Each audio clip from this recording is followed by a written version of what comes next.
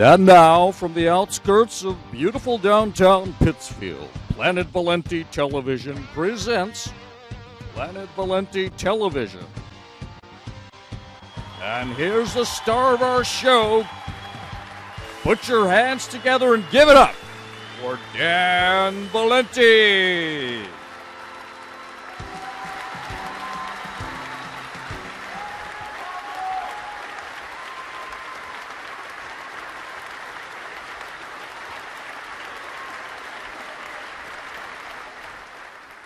Well, thank you so much. Good to be back here live and in real time again on a Thursday night. Planet Valenti Television coming your way, PVTV. And so glad of you to tune us in. Hope you've had a good day. We have. It's been a long one, and this will culminate it. I can't think of a better nightcap than this for myself. And we are going to weave our way through this hour with some surprises. Of course, this day was quite a moment for all of us in 2001. I'm going to go over to this other camera here, kind of get a seat. There we go. September 11th, 2001. You know, I was on campus today, and I'm teaching a course at the college on the 1960s. Now, don't ask me how you teach a course on the 60s. Yes, the old joke, if you remember the 60s, you couldn't have been there. I do remember the 60s quite well, and one of the initial points that I'm trying to make to my students is that the 60s just didn't come out of nowhere. It's not like Venus coming out of the forehead of Zeus. She sprang fully formed and live on the half shell, while the 60s came out of the 50s, which very much was a reaction to World War II. You work it back to the Great Depression, the Roaring 20s, and I'm trying to show the context of the 1960s. So we're coming to the point now, and made this remark that chronologically, the 1960s is defined by the decade, January 1st, 1960, to December 31st, 1969. Pretty good year, 1969. We had the moon landing, we had Woodstock, one right after the other. There's another way to understand the 60s, though, and that is connotatively. What was the emotional time period of the decade? And this is arbitrary, but I have always, even before I started to teach this course, viewed the beginning of the 1960s as November the 22nd, 1963. You know, in the movie The Wizard of Oz, the film starts out in black and white, and then the big storm comes, and it takes Dorothy up in the house with it, and she lands in Oz, and then the screen magically turns into glorious Technicolor. Well, November the 22nd, 1963, and probably many of you remember that day. Certainly, if you are of a certain age, you will. If not, you've certainly read about it in history, but it was that in reverse. Prior to that, we had the 1950s, and certainly the 50s were sort of that Ozzie and Harriet Leave It to Beaver time. Actually true. My students will say, well, you know, Leave It to Beaver was just a TV show, and granted, I can't refute that. However, we did have households. Mine was one of them. In fact, every house on my block when I grew up had a mom who stayed at home, did the cooking, the cleaning, did the shopping. Some of them had access to a car, some of them didn't. And the Ward Cleavers of the world, my dad and your dad, they went out and they earned the bacon. This was, of course, back in a time for the city where one income could support a household, a family. We had a family of 5, 3 kids, a mom and a dad, and my dad was able to earn a living that gave us a comfortable, by no means a wealthy or even upper middle class lifestyle, able to provide. And wish those days were back again. Wishing will not make it happen. And it all came to a head on that awful day of November 22nd, 1963. The President of the United States, John F. Kennedy, is riding through a motorcade in Dallas, Texas. Motorcade is going great. They loved Kennedy. The crowds were lined 4 and 5 deep. You go back and look at the films now, a raucous reception. John Connally, governor of Texas, his wife turns back and says to the Kennedys, just as the car is moving down Houston Street, takes that fatal turn onto Elm Street, and she says, you can't say that Texas doesn't love you now, Mr. President. And then right after that, some shots ring out, and just like that, literally in an instant, we can say an epic changed. Now, for my parents' generation, their November 22nd, 1963 was December the 7th, 1941, a day which will live in infamy, which is how Franklin Delano Roosevelt, the President of the United States, memorably put it in his stentorian cadences. Love the way Roosevelt could read a speech and deliver a line. That got us officially into World War II, and of course we know what happened after that. Leads us to today, September the 11th, 2001. And I have some memories of that day. Of course, we all do. It's one of those days, yes, you remember where you were. When Kennedy got shot, I was outside, 7th grade at Mount Carmel School. And it was a lovely day.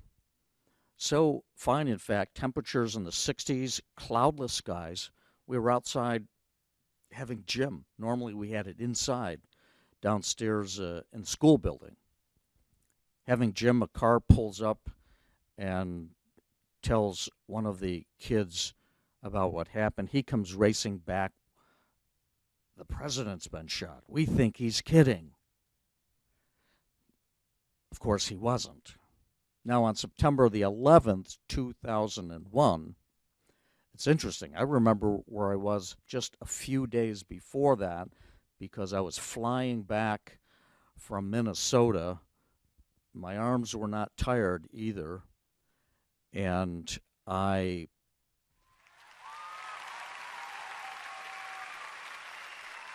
they like that much. Can you give me more volume on these speakers out here too? By the way, I don't know if that's possible, but we're flying back and flying into New York City at JFK, and our approach took us right over Manhattan. Again, another cloudless, beautiful day, and we had to go over the Twin Towers.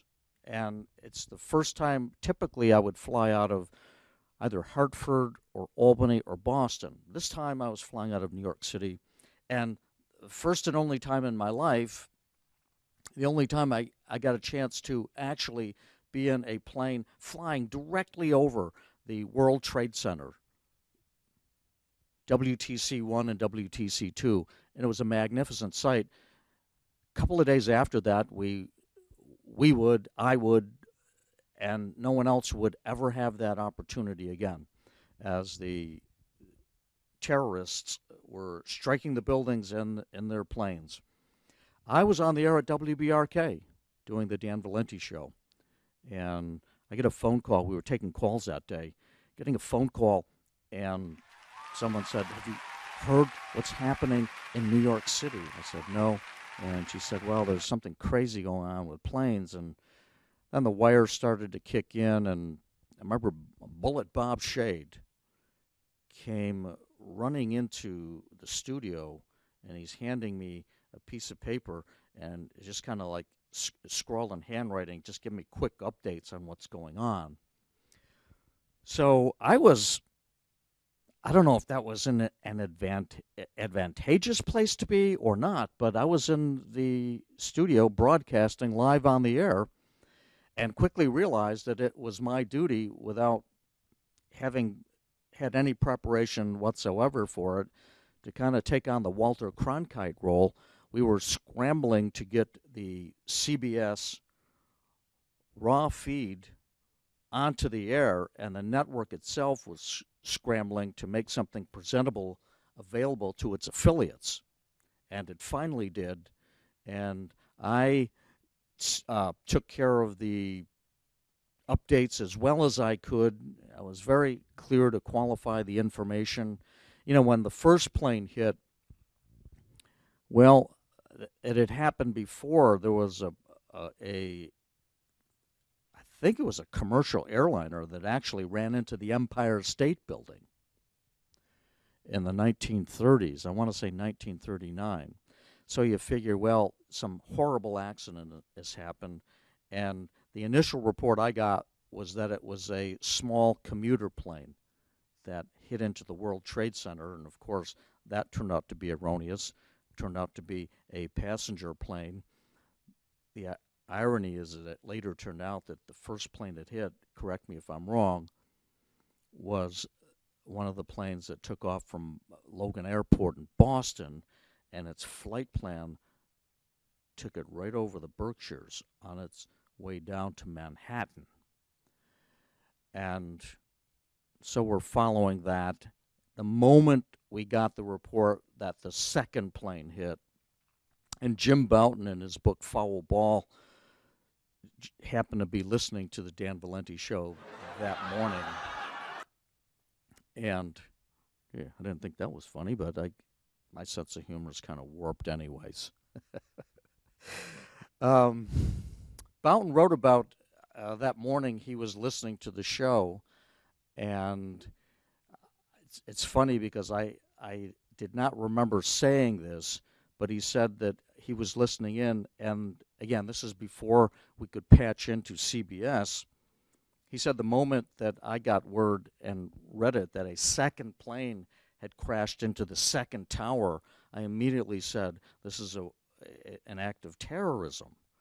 I don't remember saying that, but obviously, one is a fluke, two, something's going on, and it was I guess for that generation, it's their November 22nd, 1963, which was my parents' December the 7th, 1941. So I just wanted to, of course, how could you not acknowledge that day? And like the Kennedy assassination, September the 11th, 2001, was another one of those instant changes. That's better. Where we left the world as we knew it and then entered into this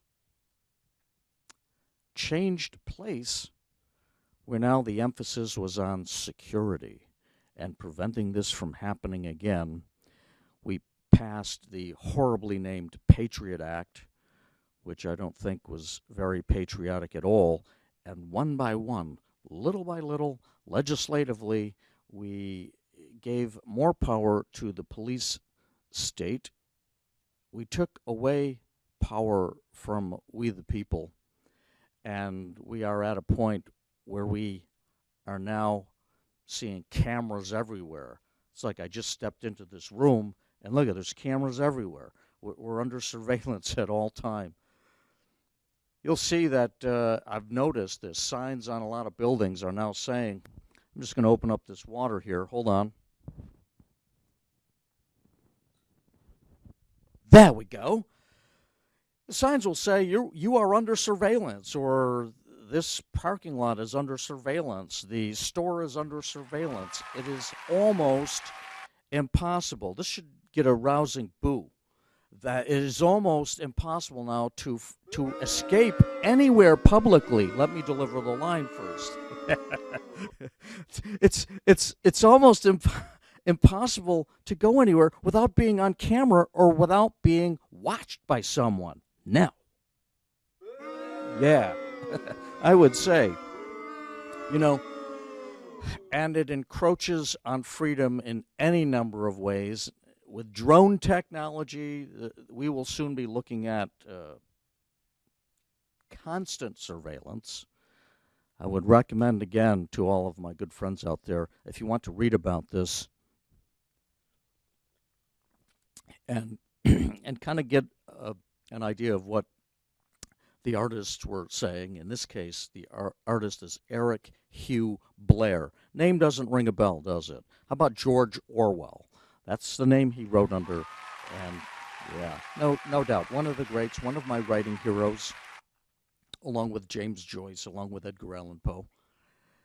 Orwell wrote his prophetic novel 1984, and you might quibble on the exact descriptions of the technology, but sure, he had the telescreen, a device that was on every wall, in everyone's homes, and in every building, that it was two-way. Not only could they see you and hear you, but you were also forced to acknowledge them.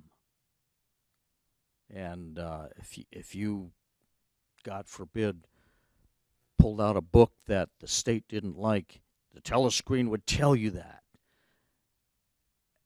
and say, TAX 1138, you are not allowed to read that book. Are we going to head there? We probably will. You know, you have people like Edward Snowden, who is now in exile in Russia. You have Julian Assange, who is in London, but in the, I want to say, the Ecuadorian embassy. He dare not step out because he will be arrested.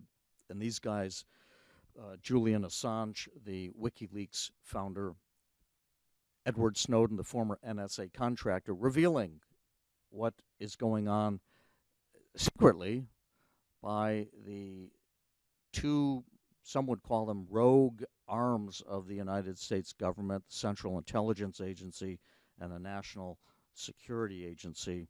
And I'm sure that just by virtue of the fact that we have mentioned their names at this broadcast, will become famous and will end up in a file somewhere. That's okay. I need a file because I've got a couple little ragged edges right there, you see. So anyways, yeah, I don't like it much either. But I'm honored to be included. If they want to throw me in with Julian Assange and Edward Snowden, that's fine with me. Steve Grossman got beat.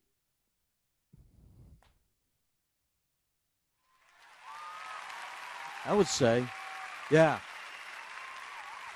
Steve Grossman, the buddy buds with Mayor Daniel L. Bianchi, and Bianchi had recorded some robocalls. Isn't that an interesting concept? Did you know this? I did not know this, that robocalls are exempt from the do not call list. Politicians wrote that into the law. Isn't that amazing? They exempt themselves because they know better than we do. So Bianchi records robocalls for his buddy Steve Grossman, who, now don't tell anybody this, Bill, but Steve Grossman signs my paychecks. I thank him for that. Without his signature, I don't know if I could cash them. Maybe I could. I don't want to find out. Steve was running for governor, and his friend, Mr. Bianchi, taped a robocall, and I heard from any number of people, a couple one or two actually commented on it publicly on planetvalenti.com. You want to check this out. Today's story is about the new director of Downtown Pittsfield, Inc., Christine, check that, Christine Hurley, who is replacing Pam Tobin. Pam Tobin's basic contribution to the downtown was to find the nearest desk and do this. Just disappear. Yeah. Hello. There I am.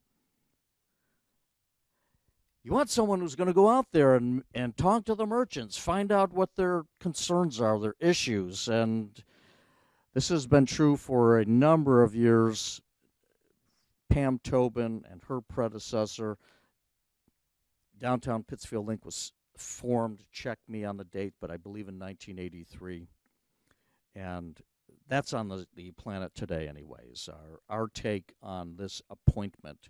Maybe we can talk in a moment about that. Steve Grossman lost, so if you see the mayor, ask him, how well did he think his robocalls worked for him. Grossman got clobbered in Berkshire County, especially in the north. Of course, he faced Martha Coakley, our favored daughter, I guess we could call her. She's from North Adams. And it's going to be Martha Coakley faced off against Charlie. Oh, God. Our good pal, Charlie. He's 6'7". He's running on the Republican ticket, and I'm drawing a blank on the name right now. I'm sure my director's going to really remind me of that one. If you could write it out really big on a card, maybe I could, or pipe it in, and that's going to be the governor's race. And I think they're up to something in that control room now. I think they're going to get me for not remembering his name. I can't read signs and I can't read lips here through the lights. Anyways, I'll get it before the show is out. How about that? Bianchi also taped for Warren Tolman. That worked out really well. Tolman lost to Maura Healey, who, interestingly, she's running for Attorney General. Coakley is the Attorney General. She is stepping up for her chance finally at gubernatorial success. Maura Healey, noteworthy, she is the first openly gay, I believe, Baker, Charlie Baker. Thank you very much. Yeah, okay. Charlie Baker. And I think Charlie Baker is going to put up not just a credible challenge, but I think he could win. We've had how many years of Duvall? 8 years now? I lose count. And if you think prior to that, to Romney, to Bill Weld, to Paul Cellucci, and for a little while, Jane Swift was even in there, we had a series of Republican governors. And I think that we, the people, like it better when there is at least some division of power. We got some film we're going to show you in a moment, but I just wanted to conclude this thought.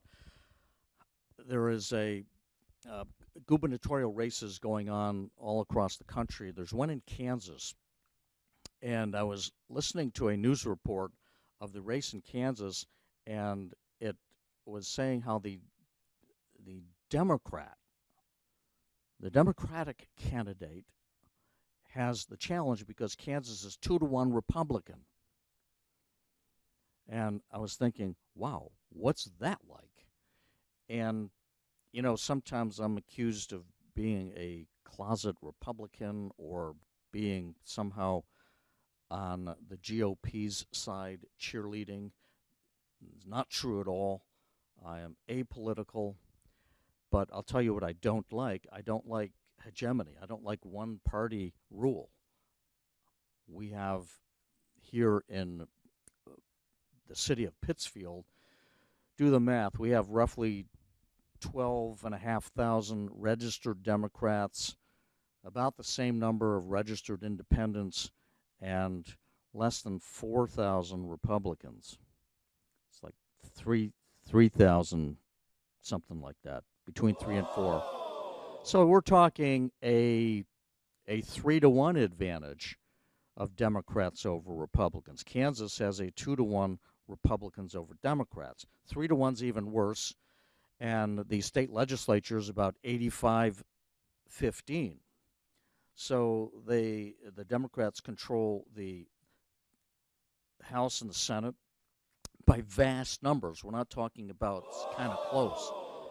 They control the Supreme Court in the state. Yeah. And they control the corner office. The governor himself's a Democrat. All right? So that's bing, bang, and boom, Mo, Larry, and Curly across the board. It's not good for the political process whatsoever because it just pretty much means no debate.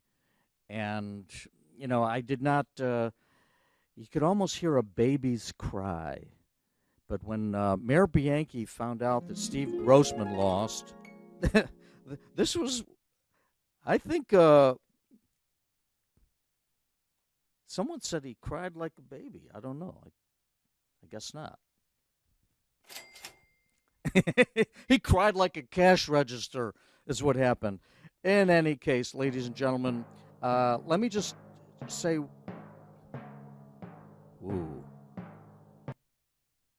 that was significant right there. I just had a religious experience. We talked about Christine Hurley, the new director of downtown Pittsfield Link. She was the office manager there for the previous 3 years. Now, some would say, well, that's good because she knows the downtown, she's from Pittsfield, and she knows the operation. You get the other side that says she's already been there for 3 years. Okay? She's one of them. I don't know if either is true. What I would say is you have to give Christine Hurley a chance to see what happens. But two things, at least a couple of things, rubbed me the wrong way when they made this announcement. First of all, the announcement was made by the board of directors in a prepared statement. Okay?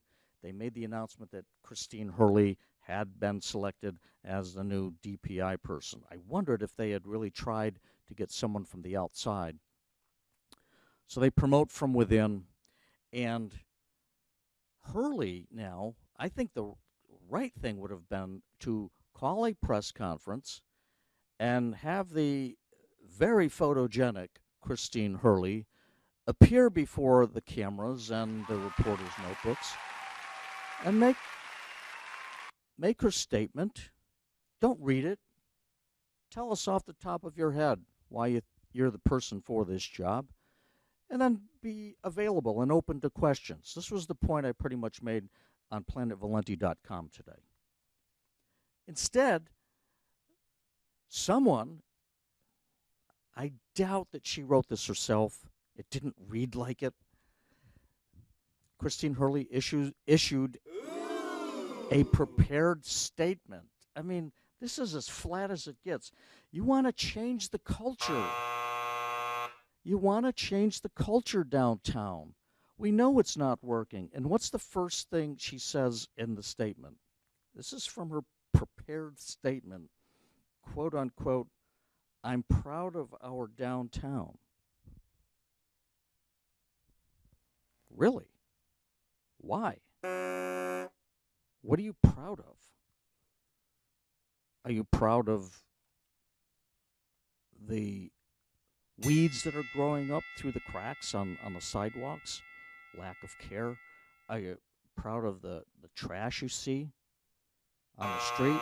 Are you proud of the downtown denizens, that scary group of people that just walked off of the zombie movie and they kind of hang out, have made the downtown area their backyard and lounge area?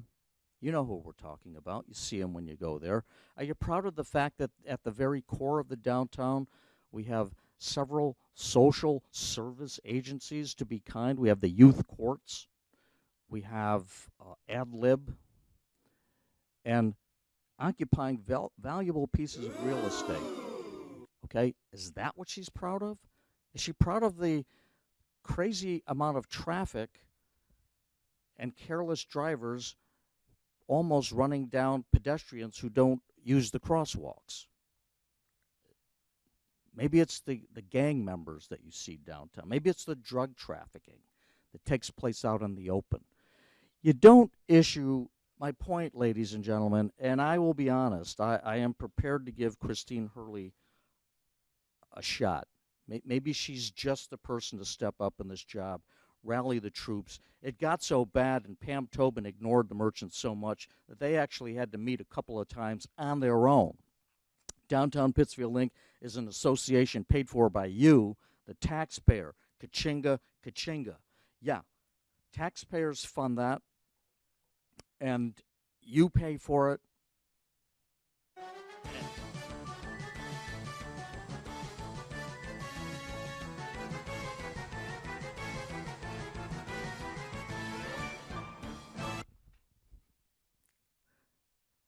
What's the word today? Is it taxpayer?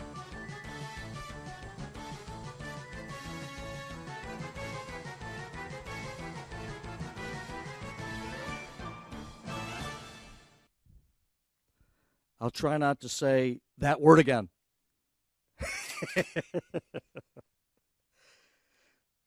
But this is my point. You don't issue a prepared statement. You show up live and you say, look, this is going to change. Here's what you say. You say, I grew up in Pittsfield, which she did. You say, I've been to a lot of other cities. I don't know if she has. We hope she has. You say, I know what a functioning and safe downtown looks like. If you want to know, folks, head to Syracuse, New York. They had a horrible downtown in the 1980s. After I left, the city went to hell, basically. But they got their act together politically and forced a lot of great change downtown. Yeah. It was pretentious as all of that. You say, I'm not proud, but I'm going to work to make you proud and make myself proud again. You use the occasion to deliver some kind of a pep talk. Outline your plans. Don't just say, I'm proud of our downtown. However, our work is not finished. I look forward to my new role with the organization. This is Christine Hurley in her statement. The economic and cosmetic improvements you see in the downtown. Economic improvements? Okay. Cosmetic? Depends on your taste. I don't like those bump outs, neither does the Generalissimo, who we're going to hear from in just a moment. We're not done by one person. Downtown belongs to all of us. It's the heartbeat of our home. Can you tell that was written by committee? Downtown belongs to all of us. It's the heartbeat of our home. People don't talk like that. I'll be calling on my friends of Pittsfield to roll up their sleeves and work beside me. That's exactly the kind of statement we don't need. It's full of generalities. What taxpayers need, I caught them, what taxpayers need is some straight and honest talk.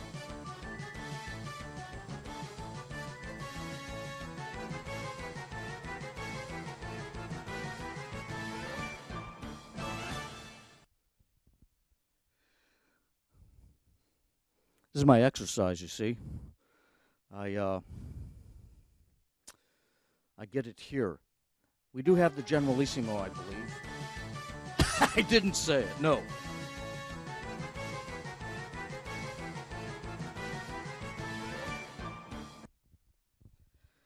We have him, backed by popular demand, our favorite character, the General Juan Carlos, etc., de la Vega, did visit Stockbridge. And he wanted to know what it looked like when a town got it right. And we have that set up there? Yeah, I guess we do. Let's go to the Generalissimo as he visits Stockbridge. Watch.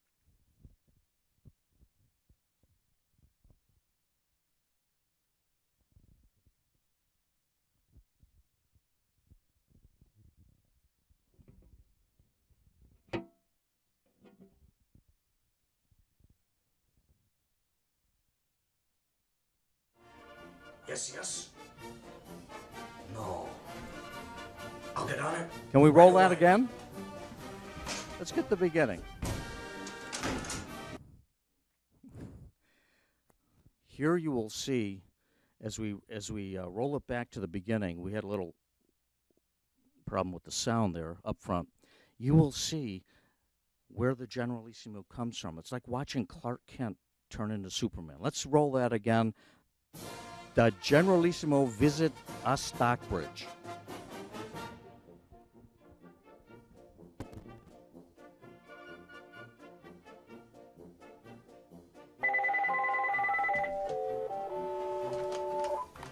Yes. Yes. Yes, yes. No. I'll get on it right away.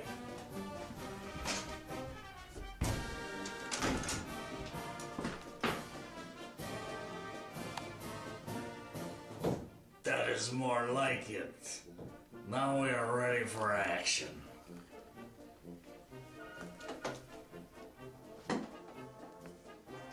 Let me see here. How's this? Rockwell, huh? I turn the page. And look at this. Oh! Look at this. It's a beautiful town. It's not like Peacefield.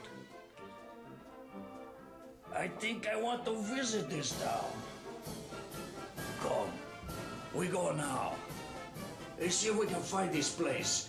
Unless it just exists in a painting, I don't know. Let's go find out.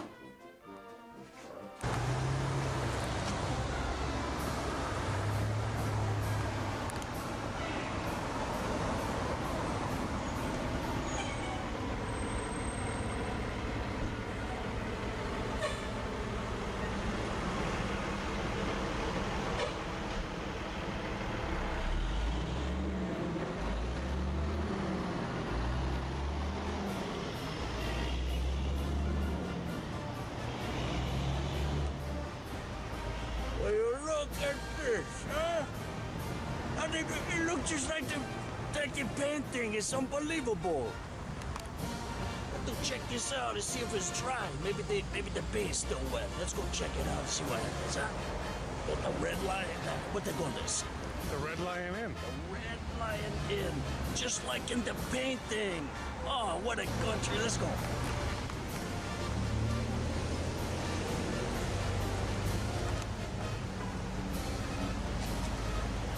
It's dry. You got me some pictures, side pictures. All that rock was paid downtown. It looks just like the painting. It's still wet. It's dry. I feel dry to me. And the Generalissimo. We have taken over Berkshire County.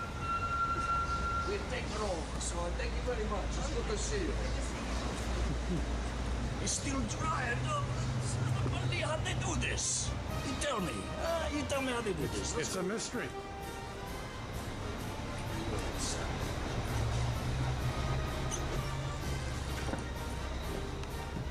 How are you? Good, how are you? Good. I am the Generalissimo Juan Carlos Jose Feliciano Ricardo Montalban de la Vega Nostanda Levantes Señentes de la Santana. Oh my goodness. Yes, it took me a long time to get this name, you know. Yeah. This is like heavy metal layer. It's the same thing, but it's very good. You stay in a nice place, huh? Yes, beautiful here, isn't it? Yes, it is. We take this over, you know. Oh yeah, what are you doing? The Generalissimo own this place now. Oh. Yes, you stay for free. No charge for you. Oh, really? Yes, because the Generalissimo, he loved the ladies. And the men too, but you know, that's another story. But anyways, The people love the Generalissimo because he loves you. You're so sparkly. Yes, thank you very much. Yes, these are earned the hard way. Wonderful dining with this beautiful. Compadre, how you doing, man? Thank you. How you doing? I'm the Generalissimo. General. Nice to meet you. You're Ronnie. Ronnie. I know this thing. You see, the Generalissimo everywhere. But we just take over the red line, then you know. Yes, that's sweet. We're going to name you. We want to be president, CEO. I want to be CEO. Meet your new CEO, Red Lion. Ronnie, he is a good man, I know. And the Generalissimo, I love you. You know, you do a good job. Thank you very much. You welcome. All right.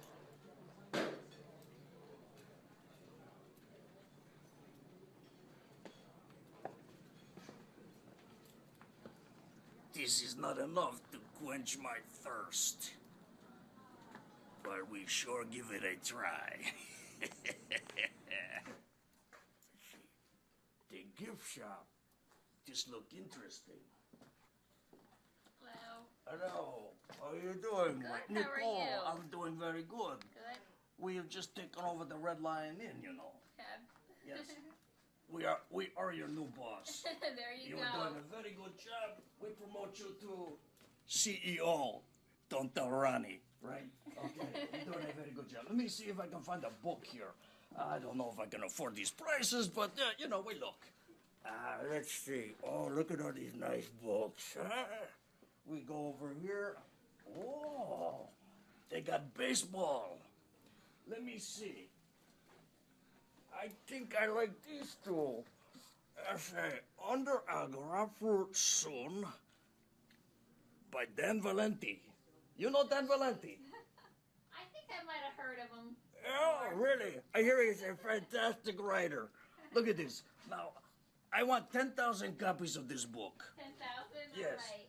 And then there's another one here. This is a baseball, you know, the Generalissimo. He wants to have a tryout for the Washington Senators. I am not corrupt enough to be a senator. Anyways, Baseball Come Home. This is two by Dan Valenti. This guy must be a brilliant author. We buy 20,000 copies of this one. Okay, very good. They only have two here and 5. And remember, Dan Valenti, he write these books. They're available, you see, again, at the Red Lion Inn gift shop, soon to be called the Generalissimo's personal gift shop. There you go. We love all of this. Look at this beautiful selection. Oh my God, look at these fabrics. Fabrics. You think the empty suit, he get a makeover here, huh? What do you think? We jazz him up a little bit with a scarf and one of these boas or whatever. Or maybe he cut one of these like it's a ribbon, you know?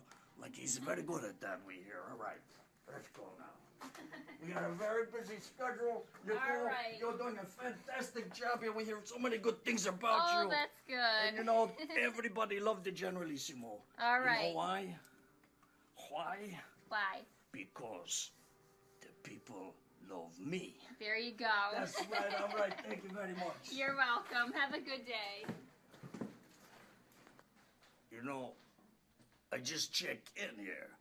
Even though I own the place, they give me the presidential. How are you, my dear? Good, how are you? It's good to see you. Welcome to the Red Lion Inn. I just take over this place. Okay. Yes, Thanks. you're a welcome guest. Now, they put the Generalissimo in our room to say private. I am far beyond that rank, I tell you what. We take this over the management, but oh wait, I just realized I am the management. I'm okay with myself. I love myself. You know that, right? I got a picture of my left hand in my wallet all the time. This reminds me when I stay in Honduras. You know, I very good at escaping from these things. What they call them? Cages. Cages, yeah. All right, we'll go up the stairs.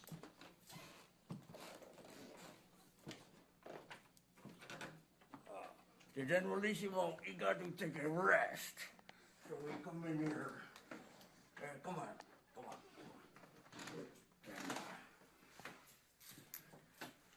This is a little joke now. We're gonna have a little souvenir of our stay in Stockbridge. Let me see. You want some soap? We sell these. What do you think we get these for now? In Pittsfield, we can't give them away. In Stockbridge, $10 a piece. You don't tell anybody now, all right? We stuff our pockets here. All right, come on, let's get out of here now before the security come.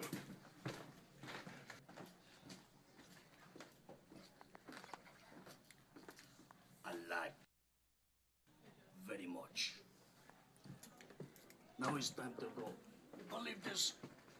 After all this, we go back to Pittsfield? We must be crazy. All right, anyways. Say goodbye to all the people. Goodbye. They love me. You see how much they love me? This is unbelievable. All right.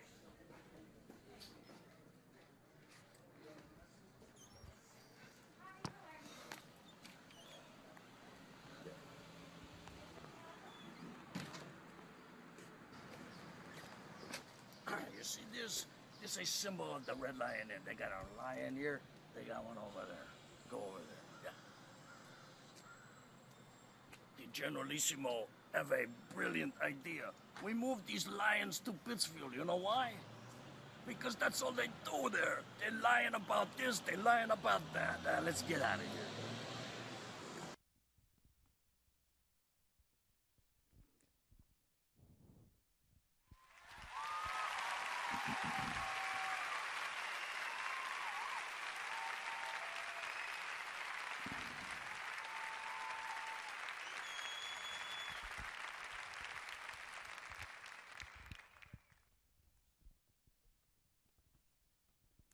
All right, I'm over on the side here. Here I am. And that was the Generalissimo's visit to Stockbridge. Who knows where else he might pop up of late. Hope you enjoyed that. We had a lot of fun filming it, and we thank our good friends at the Red Lion Inn for their cooperation. I know we gave some guests there quite a thrill, and everyone got into the spirit of the fun, so we hope you did as well. Now, just quickly in the 10 or so minutes we have left, there was in the Washington Post, not sure if it was, I think it was today, an interesting story related to September the 11th, 2001, and it told of United Flight 93. That was the fourth plane, and that was heading to Washington. And that was the plane, you all remember, where the heroics were performed by those on board. And they said, let's roll, and their lives were gone anyways, so they figured that they might as well go down fighting, which they did. The plane crashed. It did not hit its target. I'm not sure what the target was. I don't know if we'll ever know. Was it the White House? Was it the House of Representatives, the Capitol building? We didn't find out, fortunately. But on that day, as the fourth flight was still in the air and before the passengers forced it down, the air defense in the Washington area scrambled two F-16 fighters from Andrews Air Force Base, and their mission was to bring down United Flight 93. The only problem was that those two F-16s had no missiles and no ammunition. They had ammunition, all right, but they were blanks. The two planes had just happened to have completed some combat training, and they were armed with blank bullets and without missiles. And their job was to intercept the flight, and as one of the pilots said, and I did want to acknowledge her, Lieutenant Heather Penny, P-E-N-N-E-Y, nicknamed Lucky, as you can probably understand why. Heather Penny described her orders. They said that you won't be shooting this plane down. They scramble in the air, and they got orders that they were going to ram the plane down. And I never knew about this aspect of that awful day. Heather Penny said that she was telling the Washington Post reporter that I would essentially be a kamikaze pilot. And they scrambled the two F-16s up. The pilot of the other F-16, let's see if we have his name, Colonel Mark Sasseville.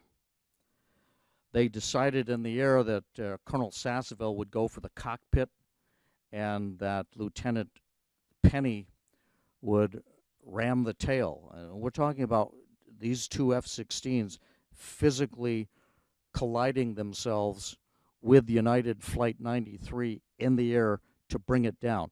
That's how desperate the situation was. And those two pilots hit the air knowing that that was their mission. And being well trained as they are, they did not reason why. They went up into the sky. And as events turned out, of course, they did not need to ram the flight to bring it down. But, you know, you think about that. You think of the mindset of someone who would just do that. Now, I can kind of guess what happens in the moment. The adrenaline is rushing, and you don't have time to think. You will just do. And that's what military training does, of course. Your job in the lower echelons of command are to take the orders from command and follow through. You're not supposed to reason why and get into debates. And that's just what they did on that day. And I have no doubt that those two pilots were committed to their mission and would have done what they were ordered to do. They got up so fast that the article said that they skipped their pre-flight checks. They just got in, started down the runway. The flight crews pulled out the safety pins. The jets took off. And as a matter of fact, the flight path from Andrews, I've flown into Washington quite a few times. And I'm not sure what the flight path of Andrews Air Force Base is, but I believe it takes you right over the Pentagon. And, of course, by that time, the Pentagon's west side was burning and smoking. And so they fly off with that intention. Now, the two pilots, Colonel Sasseville and Lieutenant Penny, the plan was to fly as close as they could, and then at the last second, with split-second timing, attempt to eject. And I think one of them is quoted as saying, let's see, this is from the Washington Post report. Here it is. Both pilots hoped to eject before the moment of impact, all the while doubting such a tactic would work. Even worse, Penny said, was the fear that bailing out too early would mean missing her target. Hours later, the two pilots would learn that the passengers of United 93 had already done what the pilots themselves were prepared to do. The pair flew sorties all day and later escorted Air Force One back to Washington. And Lieutenant Penny, in all of her graciousness, says that I was not a hero that day. The true heroes of the particular incident I was involved with were the ones on Flight 93. And she did say, however, that she genuinely believed that when she took off that day, that would be her final flight. So you talk about putting it all on the line in service of country. I guess that's what we're dealing with in this case. So no doubt it was an incredible day for everyone involved, and you probably remember where you were, and that's what those particular moments do. They sort of nail you there in time. Do we have a public service announcement, by the way, so I can just take a little swig of my gin here, and we'll patch that up? Well, I think we do. I'll drink the gin anyways.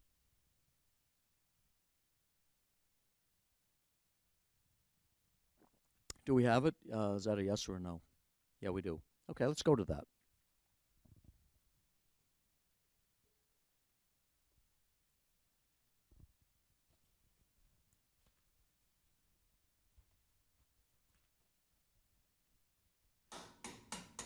This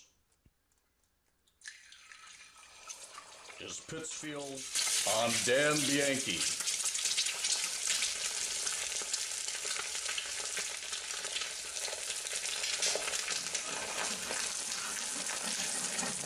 Any questions?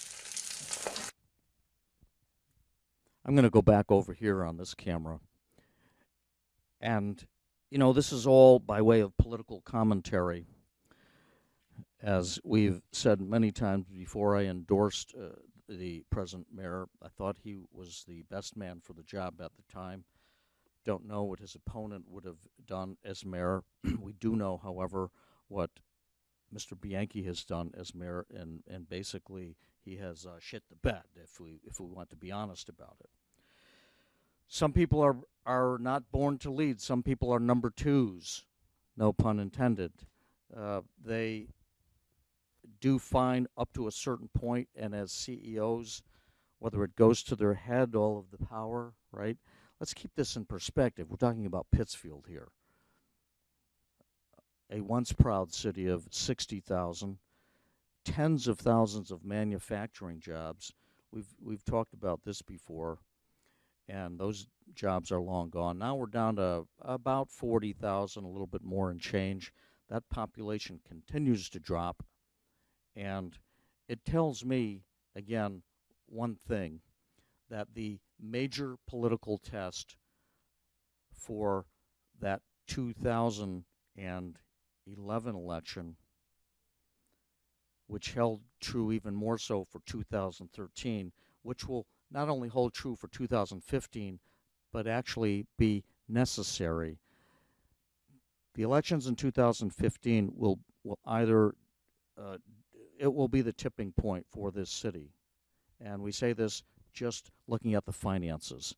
It will either the city will elect someone who will rein this gravy train in, and finally say no to all of the spending, cut spending, lower some taxes, try to boost some revenue, or they will elect another one of the suits, and in which case it will be business as usual.